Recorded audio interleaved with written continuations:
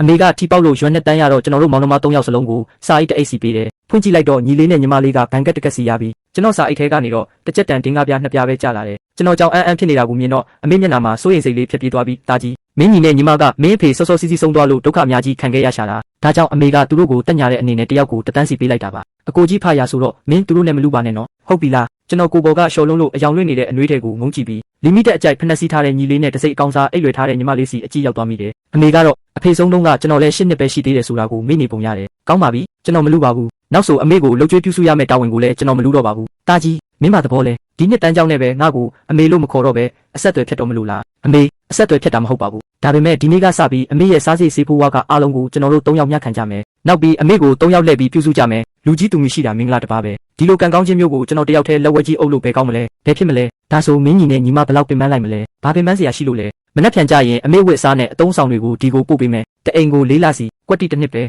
သူတို့ကငယ်သေးတယ်လူမပြုစုတတ်တာရှုရောင်ကအခု30ရှိပြီရှုနာက28ရှိပြီသူတို့နှစ်ယောက်ကအမေမျက်စိထဲမှာကလေးပဲရှိသေးတယ်ဒါပေမဲ့ကျွန်တော်ကတော့အဖေဆုံးတဲ့နှစ်ကလေးကလူကြီးအဖြစ်တတ်မှတ်ခံခဲ့ရတာငါကအစာအိမ်မကောင်းလို့မနှက်တိုင်းဆေးဘက်ဝင်စွပ်ပြုတ်တောက်ရတာမင်းညီမကလည်းသူ့လေနဲ့သားသမီးကိုပြုစုနေရတာငါအတွက်ဘယ်ချိန်ပေးနိုင်မှာလဲငါခြေတော့မှလည်းစတီးချောင်းထည့်ထားရလို့တနင်္လာနေ့တိုင်းပြန်ပြရတယ်မင်းကြီးအလုံးနောက်ကျသွားရင်ဘယ်လိုလုပ်မလဲပြီးတော့ငါစီးချိုအတွက်လည်းနေ့တိုင်းအင်ဆူလင်ထိုးနေရတာသူတို့နှစ်ယောက်ကဘယ်တက်ပါမလဲဒါအပြင်ဆေးတောက်တာပြတ်တာတွေကပတ်စံမကုန်ဘူးလားသူတို့လက်စာကမင်းလောက်မများဘူးဘယ်လိုခံနိုင်မလ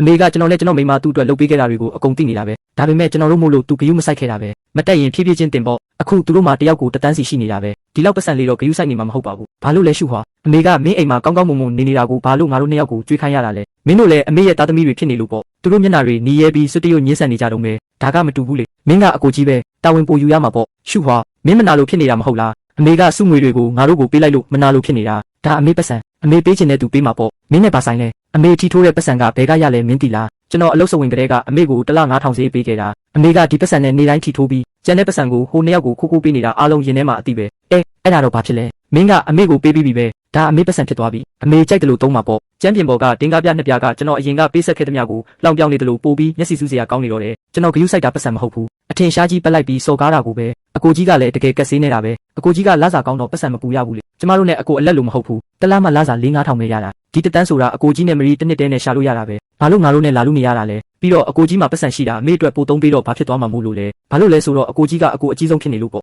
ငါကအကိုကြီးဒါပေမဲ့လူမဟုတ်ဘူးမရရင်တရားရုံးသွားကြမယ်ရှုဟွာမင်းဘယ်တော့ကဒီလောက်ထိအတ္တကြီးသွားတာလဲမင်းဖေဆုံးခါနီးမှာမင်းညီနဲ့ညီမကိုတေချာဆောက်ရှောက်ပါလို့မှာခဲ့တာကိုမင်းကတော့ကောင်းရောဒီနှစ်တန်းအတွက်နဲ့သူတို့ကိုတရားစွဲမယ်ဟုတ်လားငါ့ကိုတေအောင်လုပ်နေတာပဲအမေရေတောက်ပြီးစိတ်လျှော့ပါအောင်အမေကျွန်တော်လည်းအမေရဲ့သားသမီးပဲကျွန်တော်မျှတမှုကိုပဲလိုချင်တာရှုဟွာမင်းအသက်ဘယ်လောက်ရှိပြီလဲဘာလို့တကြားလုံးမစားရတဲ့ကလေးလေးလိုမျှတမှုတွေလာတောင်းနေတာလဲအမေကမင်းကိုလည်း2ချက်ပေးထားတာပဲဘာလို့ပြဿနာရှာနေသေးတာလဲဟုတ်ပါအကိုကြီးကဘာလို့ဒီလောက်လူမဆန်ရတာလဲကျွန်တော်အထင်အကိုကြီးကအမေကိုညွှန်ညင်လို့အကြောင်းပြချက်ရှာပြီးနှင်ထုတ်ချင်နေတာဒါမကြီးနဲ့ကြိုတင်တိုင်ပင်ထားတာမဟုတ်လားအကိုကြီးဒီလောက်အထိတော့အသိစိတ်မဲ့မနေပါနဲ့ဦးရှုခွာကပါဇက်ကသာအမေပေါ်ဘလောက်ကောင်းကြောင်းပြောနေတာအမေသူ့အိမ်မှာဘလောက်တောင်စိတ်ဆင်းရဲခဲ့ရလဲမသိဘူးဒါကြောင့်မို့လဲအမေကပတ်စံတွေကိုငါတို့နှစ်ယောက်ကိုပဲပေးတာပေါ့အမေကျွန်တော်အိမ်မှာစိတ်ဆင်းရဲခဲ့ရလို့လားအမေကဘာမှပြန်မပြောဘဲနှုတ်ဆက်နေခဲ့တယ်ရှုခွာငါပြောလိုက်မယ်အမေကဒီနေ့ငါအိမ်မှာပဲနေမယ်မနှက်ဖြန်ကြရင်မင်းမိမကိုခေါ်ပြီးအမေကိုလာတောင်းမယ်ပြီးတော့အမေကိုကိုယ်တိုင်လာခေါ်သွားမဟုတ်ရင်ငါရဲစခန်းသွားတိုင်ပြီးလူကြီးသူမကိုနှိပ်စက်ညှဉ်းပန်းမှုနဲ့တရားစွဲပြင်မယ်ကောင်းပြီငါစောင့်နေမယ်အိမ်ပြန်လမ်းမှာကားမောင်းရင်းမျက်ရည်တွေကြောင့်မြင်ကွင်းတွေဝေဝါးလာခဲ့တယ်နှစ်ချက်တန်ရဲ့စော်ကားမှုပါရိုက်ခံရတဲ့နာကျင်မှုတွေကသူတို့နှစ်ယောက်အဖြူကိုအမဲပြောင်းပြီးလိန်ညာနေချိန်မှာအမေနှုတ်ဆက်နေခဲ့တဲ့နာကျင်မှုလောက်မပြင်းထန်ခဲ့ပါဘူးအိမ်ပြန်လမ်းမှာကားမောင်းရင်းမျက်ရည်တွေကြောင့်မြင်ကွင်းတွေဝေဝါးလာခဲ့တယ်နှစ်ချက်တန်ရဲ့စော်ကားမှုပါရိုက်ခံရတဲ့နာကျင်မှုတွေကသူတို့နှစ်ယောက်အဖြူကိုအမဲပြောင်းပြီးလိန်ညာနေချိန်မှာအမေနှုတ်ဆက်နေခဲ့တဲ့နာကျင်မှုလောက်မပြင်းထန်ခဲ့ပါဘူ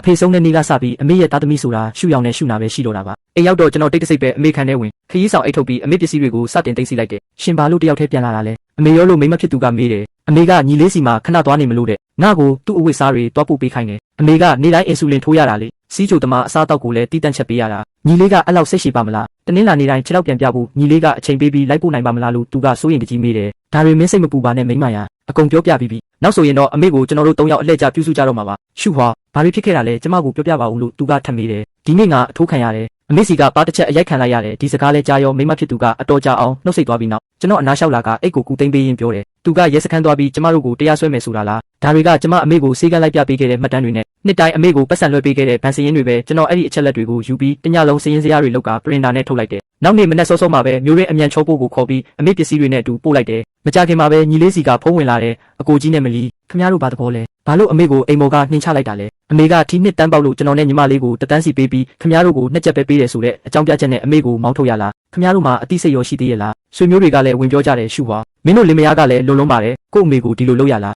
းညီမကိုမကူညီတာကမဖြစ်သင့်ဘူးလေမင်းကဘာလို့ဒီလောက်ကစေးနေရတာလဲမင်းအမေကမင်းတို့ကိုလည်းပေးခဲ့တာပဲဟာဘာလို့ဒီလောက်တွက်ကတ်နေရတာလဲညီမဖြစ်သူကလည်းဝင်ဆွတ်တယ်အကိုကြီးကျမနဲ့အကိုလက်ကအမေကိုမပြုစုဘူးလို့အကိုကြီးကမကြေမနက်ဖြစ်နေတာကျမသိတယ်အမေကအကိုကြီးတို့နဲ့9နှစ်နေခဲ့ပေမဲ့ဒီ9နှစ်လုံးလုံးအမေကျမရေးကကောင်းတာမဟုတ်ဘူးအကိုကြီးတို့ဒေါသထွက်အောင်လုပ်လို့ဖြစ်မှာပေါ့အကိုကြီးတို့ကြောင့်ဖြစ်ရတာဆိုတော့အကိုကြီးတို့ပဲအဆုံးထိတာဝန်ယူတင်တာမဟုတ်ဘူးလားယောက်ျားရှင်အဆင်ပြေရဲ့လားလို့မိမကစိုးရင်တကြီးမေးတယ်ကိုအဆင်ပြေပါတယ်မိမခုနကသူတို့ပြောတဲ့စကားတွေကိုရင်ထဲမထားပါနဲ့ကိုသိပါတယ်ခုနလေးတင်လူခေါ်ပြီးအိမ်တကားတော်တွေလဲခိုင်းလိုက်တယ်တောင်းပန်ပါတယ်လောလောဆယ်ကိုသူတို့ကိုတီတီငိမ့်ငိမ့်နဲ့မရင်ဆိုင်နိုင်သေးဘူးရှင်လောက်တာမမားပါဘူးဒီရက်ပိုင်းကျမတို့အပြစ်မှာသွားနေကြတာပေါ့လို့မိမကနှစ်သိမ့်တယ်ထိုစဉ်ဖုန်းတန်မိလာပြီးအမေအတန်ထွက်ပေါ်လာတယ်ရှုပါဘာတွေဖြစ်နေတာလဲအိမ်တကားကဘာလို့ဖွင့်မရတာလဲအမေကျွန်တော်အိမ်မှာနေရတာအမေစိတ်ဆင်းရဲတယ်ဆိုတော့လေနောက်ဆိုရင်အမေရှုအောင်နဲ့ရှုနာတို့နဲ့ပဲသွားနေလိုက်တော့ပါရွမ်းနှစ်တန်းကိုကျွန်တော်ဂရုမစိုက်တယ်လို့အမေကိုလည်းကျွန်တော်မလိုချင်တော့ဘူးရှုပါမင်းယူနေလားအမေကမင်းကိုဒီအရွယ်ရောက်အောင်ပင်ပင်ပန်းပန်းကျွေးမွေးလာခဲ့တာကိုမင်းကအဆက်အသွယ်ဖြတ်မယ်ဟုတ်လားအမေနဲ့တင်မကဘူးဒီနေ့ကစပြီးသူတို့နှစ်ယောက်နဲ့လည်းကျွန်တော်နဲ့ဘာမှမဆိုင်တော့ဘူးညီလေးကဖုန်းထဲကနေអော်တယ်အကိုကြီးတို့တက်တောင့်တက်တာနေခြင်းလို့အမေကိုငါတို့နှစ်ယောက်စီပြစ်ချချင်တာမို့လား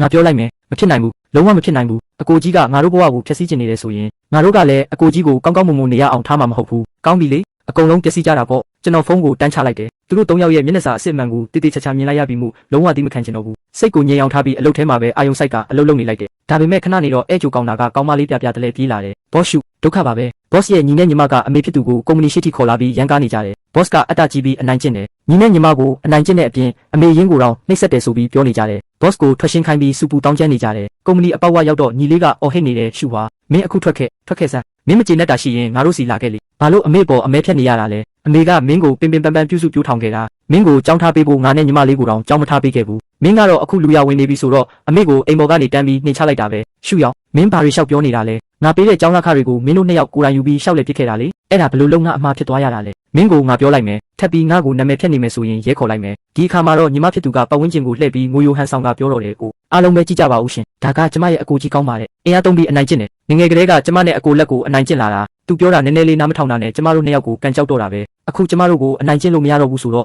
့အမေကိုစပြီးနှိပ်စက်တော့တာပဲအမေကိုသူတို့အိမ်မှာအိမ်စီတယောက်လိုခိုင်းစားတာတင်မကဘူးထမင်းတနက်တောင်ဝအောင်မကြွေးဘူးမကြီးဆိုရင်လည်းအမေကိုဝင်တော့ဝင်ဖို့တခုလိုသဘောထားပြီးသူတို့စိတ်တိုင်းမကြတာနဲ့အမေကိုရိုက်နှက်ဆဲဆိုတော့တာပဲညီမဖြစ်သူရှုနာကပတ်ဝန်းကျင်ကလူအုပ်ကြီးကိုလှည့်ပြီးငိုယိုဟန်ဆောင်ကဆက်ပြောတော့တယ်အိုအားလုံးပဲကြည့်ကြပါဦးရှင်ဒါကကျမရဲ့အကိုကြီးကောင်းပါတယ်အင်အားသုံးပြီးအနိုင်ကျင့်တယ်ငငယ်ကလေးကကျမနဲ့အကိုလက်ကိုအနိုင်ကျင့်လာတာသူပြောတာနည်းနည်းလေးနားမထောင်တာနဲ့ကျမတို့နှစ်ယောက်ကိုကန်ကြောက်တော့တာပဲအခုကျမတို့ကိုအနိုင်ကျင့်လို့မရတော့ဘူးဆိုတော့အမေကိုစပြီးနှိပ်စက်တော့တာပဲအမေကိုသူတို့အိမ်မှာအိမ်စီတယောက်လိုခိုင်းစားတာတင်မကဘူးထမင်းတနက်တောင်ဝအောင်မကြွေးဘူးမကြီးဆိုရင်လည်းအမေကိုဝင်တော့ဝင်ဖို့တခုလိုသဘောထားပြီးသူတို့စိတ်တိုင်းမကြတာနဲ့အမေကိုရိုက်နှက်ဆဲဆိုတော့တာပဲပိုဆိုးတာကတခါတော့ကဆိုအမေကိုလှေကားပေါ်ကနေတွန်းချလို့အမေခြေထောက်ကျိုးသွားခဲ့ရသေးတယ်ရှုနာနင်းတော့ကိုမဟုတ်မမှန်ဆွဆွဲနေတာပဲကျွန်တော်ဒေါသကြီးអော်လိုက်တယ်နင်းကလေးကိုဘလို့ကြည့်လဲဟန်ကလေးတယောက်တောင်အဆင်ပြေအောင်မကြည့်နိုင်တာနင်းဘာလုပ်တတ်သေးလဲအမေကျမတို့ပြောတာအမှန်ပဲမလားအမေကိုယ်တိုင်ပြောစမ်းပါရှုနာကအမေကိုလှမ်းဆွဲပြီးမေးတယ်အမေကတော့ပြိတ္တအရှိမတနာစရာကောင်းအောင်ဟန်ဆောင်ပြီးတားကြည့်အရင်ကကိစ္စတွေကိုအမေတို့မပြောတော့ပါဘူးဒါပေမဲ့အမေတောင်းပန်ပါတယ်အမေကိုအိမ်ပေါ်ကမနှင်ချပါနဲ့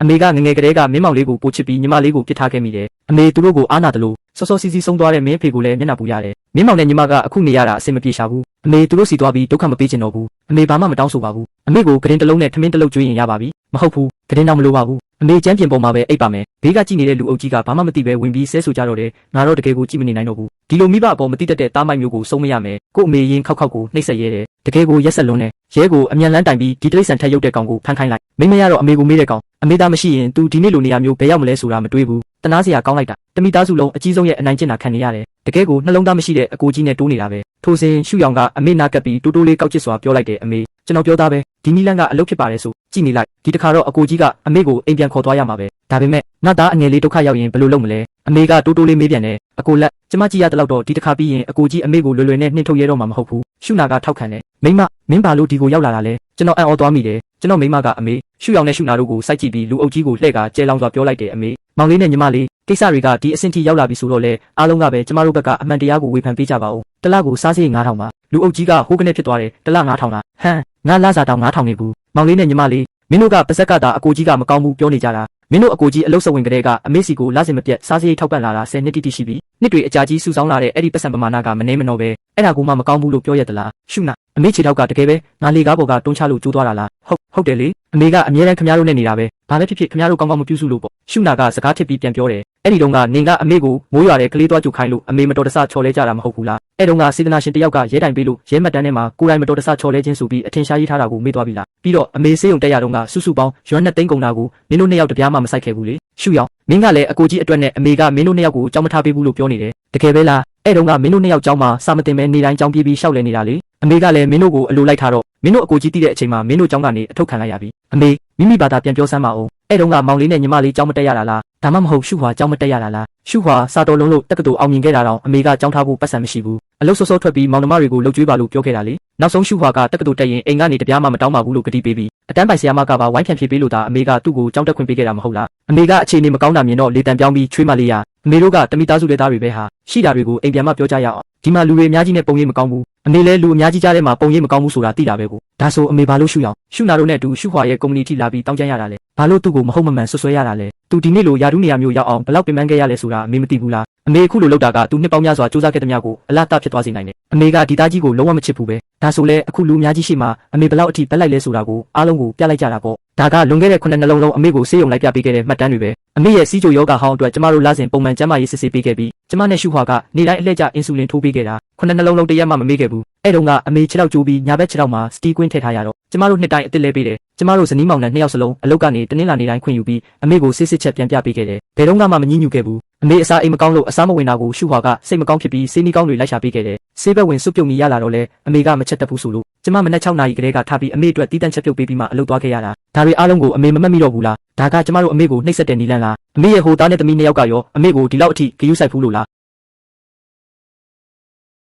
ကျွန်တော်မိမကအမေကိုစိုက်ကြည့်ပြီးဒေါသတကြီးဆက်ပြောတယ်အမေဒီ9နှစ်လုံးအမေရဲ့ဆေးဘိုးဝါခနဲ့စားစရေးစုစုပေါင်းရွံတန်းခွဲရှိတယ်ကျမနဲ့ရှုဟွာအမေကိုဆေးရုံလိုက်ပို့ပေးခဲ့တာအကြိမ်ရေ320ရှိတယ်ဒါတွေအားလုံးလုပ်ပေးခဲ့တာဘာအတွက်လဲအမေကရှုရောင်ရှုနာတို့နဲ့ပေါင်းပြီးကျမတို့လင်မယားကအမေကိုနှိပ်စက်ပါတယ်ထမင်းငတ်ထားပါတယ်ဆိုပြီးမဟုတ်မမှန်ဆွဆွဲဖို့အတွက်လားအမေရဲ့ဒီသားကြီးအပေါ်မှာတကယ်ပဲနည်းနည်းလေးမှမတနာဘူးလားဘေးကဝိုင်းကြည့်နေတဲ့လူအုပ်ကြီးရဲ့လေတံကချက်ချင်းပြောင်းလဲသွားတော့တယ်အစကတော့အဖွားကြီးကတနာစရာထင်နေတာအခုမှသားကြီးကပိုတနာဖို့ကောင်းမှန်းသိတော့တယ်အဖေလည်းမရှိတော့ဘူးအမေကလည်းမချစ်ဘူးပတ်စံရောလူရောစိုက်ပြီးလှုပ်ကြွေးပါလျက်နဲ့နောက်ဆုံးကြတော့မဟုတ်မမှန်ဆွဆွဲတာခံရသေးတယ်ဒီမရီကတကယ်ကိုအမြင်ကျတာပဲငါဆိုကို့အမေရင်းကိုတော့ဒီလောက်မကောင်းဘူးဒီမောင်လေးနဲ့ညီမလေးကတော့အကိုကြီးနဲ့မရီကိုမကျေးဇူးတင်တဲ့အပြင်ဒီလိုအောက်တန်းကြတာမျိုးလုပ်ရသေးတယ်အဖွားကြီးကလည်းတကယ်ကိုဦးကြောင်နိုင်တာပဲတားကြီးကသူ့အပေါ်ဒီလောက်ကောင်းတာကိုအဖြူအမဲမခွဲခြားတတ်ဘူးတားကြီးကအိမ်ပေါ်ကနှင်ချတာမဆန်းပါဘူးကျွန်တော်ကအမေကိုစိုက်ကြည့်ပြီးမေးလိုက်တယ်အမေတကယ်ပဲကျွန်တော်တို့ကအမေကိုအိမ်ပေါ်ကနှင်ချတာလားအမေကမျက်နှာပြက်ပြီးမှမဟုတ်ပါဘူးအဲ့လိုမဟုတ်လို့စကားထင်နေတယ်လူအုပ်ကြီးကဝိုင်းអော်ကြတယ်မဟုတ်ရင်ဘာဖြစ်လို့လဲအဖွားကြီးမင်းဘာတွေလုပ်ခဲ့လို့မင်းရဲ့တားကြီးနဲ့ချွေးမကတီးမခံနိုင်တော့တာလဲဆိုတာအားလုံးကိုဖွင့်ပြောစမ်းပါ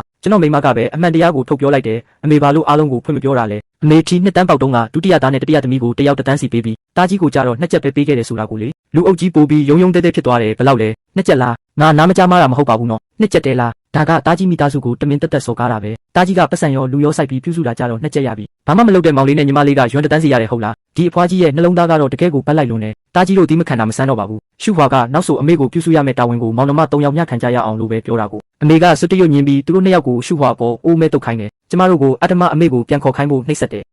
အမေလောက်တာလွန်နဲ့မထင်ဘူးလားလို့ကျွန်တော်မိမကမေးတယ်တားကြီးကတော်တော်ကိုသဘောကောင်းလုံးသေးတယ်နှစ်တွေအကြာကြီးမတရားတာတွေခံလာရတာတောင်ပူးတွဲပြုစုဖို့ပဲတောင်းဆိုရသေးတယ်ငါသာဆိုရင်တော့ချက်ချင်းအဆက်အသွယ်ဖြစ်တယ်ပတ်စံဘသူပေးလဲအဲ့ဒီလူပဲတွားကြွေးခိုင်းလိုက်လို့လူအုပ်ထဲကတယောက်ကအော်ပြောတယ်မိသားစုတစ်ခုရဲ့အဆင်ပြေမှုဆိုတာအမြဲတမ်းအနစ်နာခံပြီးရိုးသားတဲ့ကလေးတစ်ယောက်ရဲ့ပေးဆက်မှုနဲ့လဲလှယ်ထားရတာပဲတခါတော့အဲ့ဒီကလေးကတိမခံတော့တာနဲ့တခြားလူတွေကသူ့ကိုအပြစ်သားကြီးလို့မြင်ကြတော့တာအမေကအခြေအနေကိုကြည့်ပြီးကျွန်တော်ကိုလှမ်းဖြောင်းပြတဲ့သားကြီးဒီတခါတော့မင်းမောင်နဲ့ညီမမှားသွားတာပါမင်းတို့ကမောင်နှမအရင်တွေပဲဟာမပြောပါနဲ့တော့အမေကျွန်တော်စကားဖြတ်လိုက်တယ်တော်တော့ဒါတွေအပြင်လူတွေတိကုန်ရင်မင်းမောင်နဲ့ညီမဘလို့လူတော်တိုးရတော့မလဲအမေကသူတို့2ယောက်အတွက်ပဲပူပန်နေတော့ကျွန်တော်ရဲတွေကိုလှည့်ပြီးပြောလိုက်တယ်ရဲရရှိမင်းတို့ခင်ဗျာကျွန်တော်ရဲတိုင်ချင်ပါတယ်ကျွန်တော်နဲ့ကျွန်တော်ဇနီးပေါ်မဟုတ်မမှန်သတင်းလွှင့်ပြီးနာမည်ဖြတ်မှုလူထုကြားထဲမှာဂုံတိတ်ခါကြဆင်းအောင်လုပ်မှုတွေနဲ့သူတို့3ယောက်စလုံးကိုဥပဒေအရအရေးယူပေးဖို့တောင်းဆိုပါတယ်ဟာတာကြီးငါကမင်းအမေရင်ခောက်ပါမင်းကငါ့ကိုရဲဖမ်းခိုင်းရလားအမေကမယုံနိုင်အောင်ဖြစ်သွားတယ်အကိုကြီးကျွန်တော်ကအကိုရဲ့ညီရင်းလေဘလို့လို့ဒီလောက်ရက်ဆက်ရတာလဲအကိုကြီးကျမကအကိုရဲ့ညီမအရင်လေဘာလို့ဒီလိုလုပ်ရတာလဲရဲရရှိမင်းတို့ကျမလည်းရဲစခန်းကိုလိုက်ခဲ့ပါမယ်တက်တေအဖြစ်ထွက်ဆိုပေးပါမယ်ကျွန်တော်မိမကလိုက်သွားခဲ့တယ်တက်တေအထောက်ထားခိုင်လုံလွန်းတာကြောင့်သူတို့3ယောက်ဘလို့မှငင်းကွယ်လို့မရခဲ့ပါဘူးထွက်ဆိုချက်တွေပေးပြီးတဲ့နောက်ကျွန်တော်နဲ့ဇနီးကလူအုပ်ထဲကဒေါသထွက်ပြီးကျွန်တော်ကိုဝင်ရိုက်မိသွားတဲ့အကိုကြီးအတွက်ခွင့်လွှတ်ကြောင်းသဘောတူစာချုပ်ကိုဥဆောင်လက်မှတ်ထိုးပေးခဲ့တယ်ကျွန်တော်တို့ကိုခွင့်လွှတ်ပေးလို့ကျေးဇူးတင်ပါတယ်ဗျာ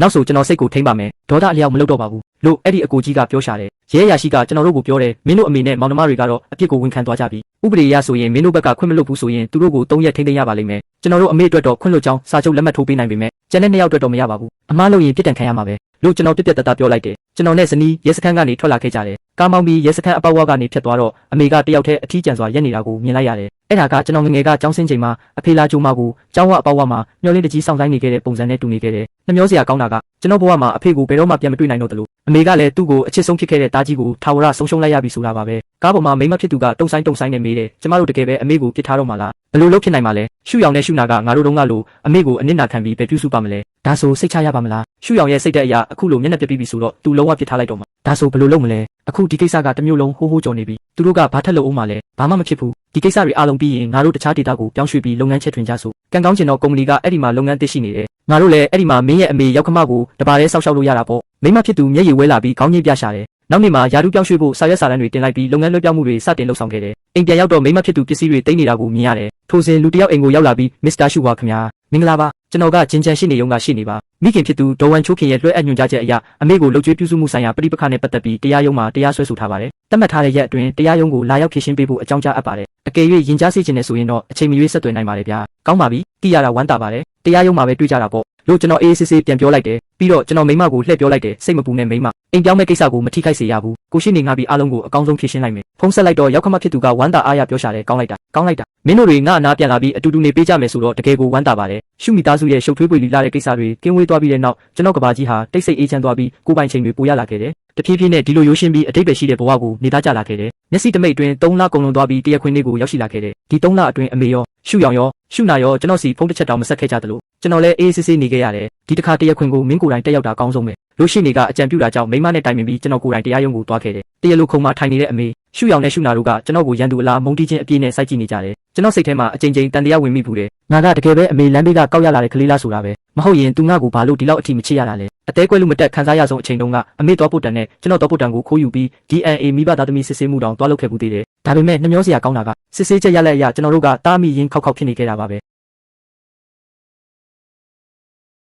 DNA ဖြေထွက်လာတဲ့အခါကျွန်တော်တို့2ယောက်ဟာတကယ်ကိုအရင်ခောက်မိခင်နဲ့တာဖြစ်နေတာတေချာသွားတယ်အဲ့ဒီတုန်းကကျွန်တော်စိတ်ပြက်လက်ပြက်နဲ့မတက်တာတဲ့အပြုံးတစ်ခုကိုပြုံးမိခဲ့တယ်အခုတော့တစ်ဖက်ကလူ3ယောက်ကိုကြည့်ရင်ကျွန်တော်စိတ်ထဲမှာဘာလိုင်းတပိုးမှမထားတော့ပဲအေးဆက်တည်ငြိမ်နေပါပြီကျွန်တော်ရှိနေကခိုင်လုံတဲ့အထောက်အထားတွေတင်ပြတဲ့အခါတစ်ဖက်ကရှိနေဟာအစင်စင်နောက်ဆုတ်သွားရပြီးအဲ့ဒီ3ယောက်ရဲ့မျက်နှာတွေလည်းပြန်နှမ်းသွားကြတယ်နောက်ဆုံးတရားရုံးကအမိန့်ချမှတ်ပြီးတဲ့နောက်မှာအမေကိုတာသမီ3ယောက်ကအလှည့်ကျပြုစုဆောင်ရှောက်ရမယ်ကျွန်တော်နဲ့ရှူရောင်ကတလကိုနေထိုင်စရိတ်ရွမ်1000စီပေးရပြီးရှူနာကရွမ်900ပေးရမယ်လို့ဆုံးဖြတ်ခဲ့တယ်အဲ့ဒီ2ယောက်ကမကျေနပ်ကြပဲသူတို့မိသားစုတွေဘလောက်ခက်ခဲနေလဲလူကြီးကိုမွေးမြူဖို့အင်အားမရှိပါဘူးဆိုပြီးတရားသူကြီးကိုငိုယိုလျှောက်လဲကြတယ်အမေကတော့ဘေးကနေသူတို့ကိုထောက်ခံပေးနေသေးတယ်ကျွန်တော်ရှိနေကသူတို့2ယောက်နာမည်နဲ့ရှိတဲ့ပိုင်ဆိုင်မှုနဲ့ဝင်ငွေထောက်ထားတွေကိုတရက်ခွင်မှာတန်းချပြလိုက်ပြီးခမရတို့ဒီလိုလုပ်တာမတင်တော့ဘူးခမရတို့ဘက်ကမှားနေတာရှင်းနေရနဲ့ညင်းနေလုံးမယ်လို့တက်တည်ပြခဲ့တယ်အမေကကျွန်တော်ကိုအော်ဟစ်ခဲ့တယ်ငါ့ကိုအမေလို့မခေါ်နဲ့နေ့လိုသားမျိုးငါမှမရှိဘူးနောက်ဆိုငါတို့ကြားမှာဘာပတ်သက်မှုမှမရှိတော့ဘူးငါအာယောင်နဲ့ရှောင်းနာတို့နဲ့ပဲနေမယ်နေ့စီမှာနေရတာထက်ပိုဆိုးမသွားစေရဘူးနေလာစဉ်ကြီးကိုသာအချိန်မှန်မှန်လွှဲဖို့မှတ်ထားလွန်ခဲ့တဲ့9နှစ်လုံးလုံးအမေကိုကျွန်တော်ကပဲစောက်ရှောက်ခဲ့တာကိုထည့်သွင်းစဉ်းစားပြီးနောက်ထပ်3နှစ်ကိုတော့ရှုနာနဲ့ရှုရောင်တို့ကအလှည့်ကျပြုစုစောက်ရှောက်ဖို့ရှုခွာကတော့လစဉ်ထောက်ပံ့ကြေးပေးုံပဲလို့ညှိနှိုင်းသတ်မှတ်လိုက်ကြတယ်တာကြီးနင်ဘာလို့အိမ်ကိုရောက်လိုက်တာလဲနင်ဘယ်ကိုရောက်သွားတာလဲအမေစီဖုံးပြန်ဆက်ပါဦးအမေခြေထောက်သွားမပြရတာ3လရှိပြီမိုးရွာရင်ခြေထောက်ကနာလုံးလို့မခံနိုင်တော့ဘူးနင့်ညီငယ်ကတော့အကြိုက်ခဲပျောက်စေးနှလုံးလောက်တောက်ရင်ရပြီဆေးရုံသွားစရာမလိုဘူးတဲ့နင်လစဉ်ပေးတဲ့ထောက်ပံ့ကြေးကိုအမေအင်ဆူလင်ဝယ်ဖို့ပဲသုံးနိုင်တယ်အသက်ကြီးလာတော့မှတ်ညံကမကောင်းတော့ဘူးထိုးဖို့ခဏခဏမေးပြီးတစ်ခါတလေတစ်နေ့လုံးမူးဝင်နေတာပဲအခုဆိုသူကနေတိုင်းအိမ်မှာပုံပြီးအရက်တောက်နေတယ်မူးလာရင်ငါ့ကိုအတုံးမကျတဲ့အဖွားကြီးဆိုပြီးဆဲတယ်နင့်ညီမကလည်းငါအသက်ရှင်တာသေးတာကိုလုံးဝဂရုမစိုက်ဘူးတလ900တောင်မပေးချင်ဘူးလူကြီးကိုလှုပ်ကြွေးတာတသမီတွေကသားတွေရဲ့တာဝန်ပဲသူကသမီးမိန်းကလေးမို့လို့အိမ်ကထွက်သွားတဲ့ရေလိုပဲဘာမှဝင်မရှုံနိုင်ဘူးတဲ့သားကြီးရဲ့အမေနောင်တရပါပြီတကယ်နောင်တရပါပြီအဲ့ဒီတုန်းကပတ်စံတွေကိုသူတို့2ယောက်လုံးကိုမပေးခဲ့တင်ဘူးသူတို့နဲ့ပေါင်းပြီးနင့်ကိုမတရားမဆွဆွဲခဲ့တင်ဘူးအားလုံးအမေဖြစ်တွေပါအမေကိုခွင့်လွတ်ပါနော်အမေနောက်ဆိုဘယ်တော့မှပြဿနာမရှာတော့ပါဘူးဇနီးဖြစ်သူကမောင်အဲ့ဒီ2ယောက်ကတော့တကယ်ကိုလွန်လွန်းပါတယ်အမေလည်းအမားသိပြီဆိုတော့အမေကိုဒီခေါ်လာမလားဟင်မလိုပါဘူးငါသူမကိုကောင်းကောင်းစီစဉ်ပေးပါမယ်ဘိုးဘွားရိတ်တာကိုပို့ပြီးတဲ့နောက်ဘိုးဘွားရိတ်တာတာဝန်ခံကဖုံးဆက်လာခဲ့တယ်အဖွားကရှင်နဲ့တစ်ခေါက်လောက်တွေ့ချင်တယ်လို့ခဏခဏပြောနေတယ်ရှင်တွေ့ဖို့မလိုပါဘူးသူမကိုကောင်းကောင်းစောင့်ရှောက်ပေးဖို့ပဲအကူအညီတောင်းပါတယ်မစ္စတာရှုအဖွားကအခုမှအခြေချခါစားမှုအင်ဂျီစာကိုစုပ်ကင်ပြီးဘာမှမပြောဘူးမျက်လုံးကတကားဝကိုပဲခဏခဏကြည့်နေတယ်ရှင်ခဏလောက်နေပေးမှာကိုစောင့်နေတာထင်ရှားပါတယ်ရှင်ကုန်ကြစည်ကိုကျွန်တော်တခါတည်းအပြည့်အဝကြိုတင်ပေးသွင်းထားတယ်နောက်ပိုင်းလဆင်ကြီးတွေကိုလည်းအချိန်မှန်အလိုလျောက်လွှဲပေးသွားမှာပါအဝတ်အစားအတောက်နေထိုင်မှု တွာလာမှုစေဝါနဲ့ပြုစုဆောက်ရှောက်မှုအားလုံးကိုအကောင်းဆုံးစံနှုန်းအတိုင်းပဲစီစဉ်ပေးပါပတ်စံချွေတာဖို့မလိုဘူးရှုံ့မတွက်ပါနဲ့ဒါကတော့စိတ်ချပါရှင်ကျမတို့အစွမ်းကုန်ဆောက်ရှောက်ပေးပါမယ်ဒါပေမဲ့အဖွားကအသက်ကြီးပြီးအတွေးများတော့ညဘက်ဆိုအိတ်မပြောဘူးရှင်နဲ့တွေ့ကျင်နေဆိုပြီးနေတိုင်းမျောလင့်နေရှာတယ်ကျွန်တော်လာကြည့်ဖို့မလိုပါဘူးခင်ဗျားတို့ဘက်ကတာဝန်ကြီးကြီးဆောက်ရှောက်ပေးရင်ရပါပြီအစားအသောက်အဝတ်အစားမပြတ်လက်စေနဲ့စေးတောက်ချိန်မလွဲစေနဲ့ကျန်တဲ့ကိုကြီးကိုတာကိစ္စတွေကိုအများကြီးလာမတင်ပြပါနဲ့ဖုန်းခဏခဏဆက်ပြီးလဲမနှောက်ယှက်ပါနဲ့ဘိုးဘွားရိတ်တာကနေ့ရက်တွေဟာအမေအတွက်တစ်ခါမှကြိုတင်မတွေးမိခဲ့တဲ့6ကက်ညီငွေစရာနေ့ရက်တွေဖြစ်ခဲ့တယ်အမေကနှစ်ယောက်ခန်းမှာနေရတာဖြစ်ပြီးတခန်းထဲနေတဲ့အဖွားကြီးရဲ့သားသမီးတွေကအပတ်တိုင်းလာကြည့်ကြတယ်လက်ဆက်တဲ့တတိတွေချက်ပြုတ်ထားတဲ့စွပ်ပြုတ်တွေယူလာပေးပြီးမင်းမျက်နှုတ်ဆက်တန်တွေနဲ့အခန်းတစ်ခုလုံးစိုးပြေနေတတ်တယ်ဒါပေမဲ့အမေရဲ့ကတင်ပေးမှာတော့ကျွန်တော်ကဇာတိရွာကတငယ်ချင်းတယောက်ကိုအကူအညီတောင်းပြီးပို့ခိုင်းထားတဲ့တကြားမပါတဲ့မုတ်လေးတွေပဲအမြဲရှိနေခဲ့တယ်မစ္စတာရှုကျမရှင်နောက်ဆက်ရအောင်မယ်အဖွားကတနေ့လုံးကတင်ပေးမှာထိုင်ပြီးငေးမောနေတတ်တယ်တခန်းထဲနေတဲ့သူရဲ့မိသားစုတွေလာလဲရင်သူကနေရန်ကိုမိပြီးဘာမှမပြောဘဲတိတ်တဆိတ်ရက်ကြည့်နေတတ်တယ်မျက်လုံးထဲမှာအားကြရိတ်တွေနဲ့ပေါ့ညဘက်ဆိုတိတ်တဆိတ်မျက်ရည်တုပ်ပြီးဖုန်းကိုလက်ကမချပဲရှင်ခေါ်မှာကိုပဲစောင့်နေရှာတယ်ကျွန်တော်သိပါပြီစိတ်သက်သာရအောင်ဝိုင်းပြီးနှစ်သိမ့်ပေးကြပါဦးကုန်ကြစေးကိုရှုံမပေးပါဘူးဒါပေမဲ့လူချင်းတွေ့ဖို့ကတော့နောက်ထပ်မပြောပါနဲ့တော့တာကြီးအမေအိမ်ပြန်ချင်ပြီးရှုရောင်ရဲ့အိမ်သေးလေးတွေကိုမပြန်ချင်ဘူးနေ့အနားမှာပဲနေချင်တယ်နောက်ဆိုအငယ်ဆုံးလေးတွေကိုဘယ်တော့မှမျက်နှာလိုက်မှာမဟုတ်တော့ဘူးနင့်ကိုလည်းစိတ်အလိုကျဆဲဆိုတာမျိုးမလုပ်တော့ပါဘူးနင့်အမေကိုလာကြည့်ပါဦးနော်တာကြီးဘိုးဘွားရိတ်တာကအများချက်သမင်းဟင်းတွေကအရသာတိတ်ပေါ်လွန်တယ်နင့်မိမနေတိုင်းအမေအတွက်ချက်ပေးတဲ့အစာအိမ်အားရှိစေမဲ့ဆေးဘက်ဝင်စွပ်ပြုတ်တွေမရှိတော့အမေယောဂဟောင်းပြန်ထလာပြီအစာအိမ်ကနာလုံးလို့ညဘက်အိတ်လို့တော့မရဘူးတာကြီးဒီကအလုပ်သမားတွေကအလှည့်ကျဆင်းကြတာဆိုတော့အမေနေ့တိုင်းအင်ဆူလင်ထိုးရမယ့်အချိန်ကိုဘယ်သူမှမမှတ်မိကြဘူးတွေးတွင်တကြားတက်ကြပြီးစင်ကြံပေးမှတင်လဲကျသွားတာဘယ်သူမှမသိကြဘူးဘာပဲဖြစ်ဖြစ်နင့်ကိုမွေးကြွေးခဲ့တဲ့အရင်ခောက်မိခင်ကြီးပဲသူမကိုဘိုးဘွားရိတ်တာမှာတယောက်တည်းပစ်ထားရက်တယ်တကယ်ပဲဒီလောက်တောင်ရက်ဆက်ပြီးတစ်ခေါက်ကလေးတောင်သွားမကြည့်နိုင်ဘူးလားရက်ဆက်တာမဟုတ်ပါဘူးကျွန်တော်နောက်ထပ်စိတ်မပြောရတော့လို့ပါဘာလို့ဒီလိုစကားတွေရုတ်တရက်ပြောရတာလဲမောင်စိတ်မကောင်းဖြစ်နေတာကိုသိပါတယ်ဒါပေမဲ့တွေးတာရင်ချတန်ရောစင်ကဖျက်လို့မရဘူးလေကျွန်တော်ဒါတစ်ချိန်လောက်စိတ်ပျော့ပေးလိုက်ရင်လွန်ခဲ့တဲ့9နှစ်လုံးလုံးနေမအားညမနာပေးဆက်ခဲ့ရတာတွေကုမ္ပဏီတကားဝမှာလူပုံအလဲအဆက်ခွဲခံခဲ့ရတဲ့အဆက်ရမှုတွေနဲ့အဲ့ဒီဒင်္ဂါပြနှစ်ပြားနဲ့ကျွန်တော်နှလုံးသားကိုပြစ်ပေါက်ခဲ့တဲ့ဆူရှားတဲ့နာကျင်မှုတွေအားလုံးကကျွန်တော်ကို6နှစ်ထဲပြန်ဆွဲချသွားလိမ့်မယ်အမေအခုနောင်တရပြီးခေါင်းငုံပြနေတာဟာအမားကိုတကယ်သိလို့မဟုတ်ဘူးဘေးနားမှာပြုစုမဲ့သူမရှိတော့လို့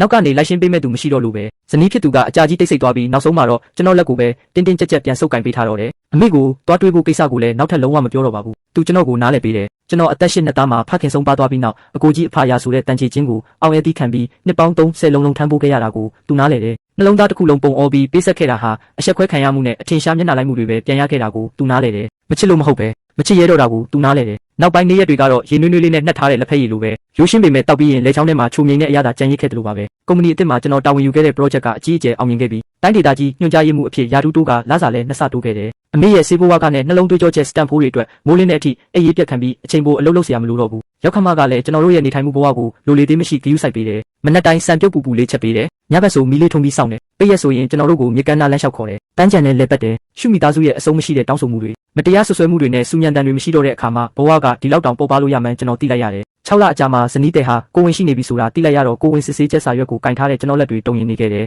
အသက်30ကျော်ရွယ်မှာဖခင်တယောက်ဖြစ်တော့မယ်ပီတိကိုပထမဆုံးအကြိမ်ခံစားရပြီးကျွန်တော်ကလေးကိုမျှတပြီးပြည့်စုံတဲ့မေတ္တာတွေပေးရမယ်ကျွန်တော်လိုဖြစ်ဆိုးမျိုးလုံးဝမကြုံစေရဘူးလို့စိတ်ထဲကနေကြိတ်ဆုံမိခဲ့တယ်ကျွန်တော်ဟာအာယုံဆိုင်မှုအားလုံးကိုမိသားစုနဲ့အလုပ်ထဲမှာပဲပုံအောင်ထားလိုက်ပြီးဇာတိရွာကလူတွေနဲ့အကြောင်းအရာတွေကိုတဖြည်းဖြည်းမေးပြောက်လာခဲ့တယ်ဟိုးအရင်ကအသေးကွဲလူမတက်ရန်ဖြစ်ခဲ့တာတွေမျက်နှာလိုက်လို့နာကျင်ခဲ့ရတာတွေဟာအဝေးကအိမ်မက်ဆုတစ်ခုလိုဖြစ်သွားခဲ့ပြီးတစ်ဖက်မှာတော့ရှုရောင်ကအမေပေးခဲ့တဲ့ရွမ်တတန်းကိုလောင်းကစားတဲ့ပုံအော်ပြီးရှုံးသွားတာတောင်အကျင့်ဟောင်းကမပြင်ဘဲနေရာအနှံ့မှာအတိုးကြီးချင်းငွေတွေချေလောင်းကစားတွေလုပ်ရင်းအတိုးပေါ်အတိုးဆင်ပြီးရွမ်8သိန်းတိတိအကျွေးတင်သွားခဲ့တယ်အကျွေးတောင်းတဲ့လူတွေကနေတိုင်းသူ့အိမ်ရှိမှလာပိတ်ဆိုတကားကိုထုဆဲဆိုကျိန်းမောင်းချင်းချောက်ကြတော့သူကကြောက်လွန်းလို့အပြင်တောင်မထွက်ရဲဘူးအိမ်ထဲကရောင်းလို့ရတာမှန်သမျှအကုန်ရောင်းပစ်ပြီးနောက်ဆုံးမှာတော့အိမ်ကိုပါအကျွေးရှင်တွေစီပေါင်နှံလိုက်ရတော့တယ်ရှုရောင်ဟာအိမ်ထဲကရောင်းလို့ရတာမှန်သမျှအကုန်ရောင်းပစ်ပြီးနောက်ဆုံးမှာတော့အိမ်ကိုပါအကျွေးရှင်တွေစီပေါင်နှံလိုက်ရတော့တယ်အမေတားကြီးရှုဟာစီချက်ချင်းဖုံးဆက်ပြီးအခုချက်ချင်းပတ်စံ9သိန်းယွန်လွှဲခိုင်းလိုက်စမ်းပါတားအပြင်မှာအကျွေးယွန်8သိန်းတင်နေပြီအတိုးကြီးချေးစားတဲ့လူမိုက်တွေကနေတိုင်းအိမ်ရှိမှလာပိတ်ပြီးဆဲဆိုရိုက်နှက်နေကြတယ်ပတ်စံထမရရင်တာအရိုက်ခံရလို့တေတော့မယ်ငါကအခုဘိုးဘွားရိတ်တာမှာနေနေရတာလက်ထဲမှာတပြားမှမရှိတာနေ့အကိုကြီးစီငါကဘလို့မျက်နှာနဲ့လှမ်းတောင်းရမှာလဲ